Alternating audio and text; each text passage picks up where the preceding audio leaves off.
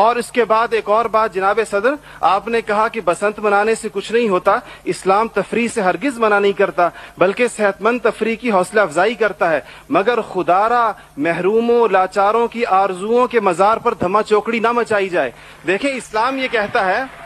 اگر ایک گھر کے اندر ایک عجیب تاثر ہے، ٹھیک ہے لوگ انفرادی طور پہ پتنگ اڑائیں، کوئی اس کو حرام نہیں کہتا، مگر جب ایک غریب دیکھتا ہے کہ میرے پیٹ میں روٹی نہیں، میرا صدر پتنگ بازی کر رہا ہے، تو وہ یوں سمجھتا ہے کہ ہمارے درمیان کوئی گیپ ہے۔ آپ بالکل وہ سمجھتا ہے، غریب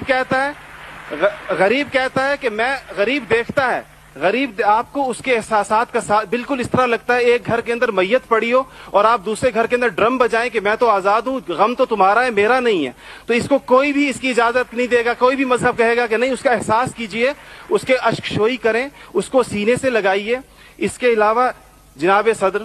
ایک بہت اہم بات جو ہم محسوس کرتے ہیں کہ بعض مسائل آپ کے لہجے کی کرختی کی وجہ سے خراب ہوتے ہیں۔ آپ بلوچستان کے عوام سے کہتے ہیں تمہیں ہم وہاں سے ہٹ کریں گے، تمہیں پتہ ہی نہیں چلے گا ہم نے تمہیں کہاں سے ہٹ کیا ہے۔ یہ چیزیں آپ قوم کے بڑے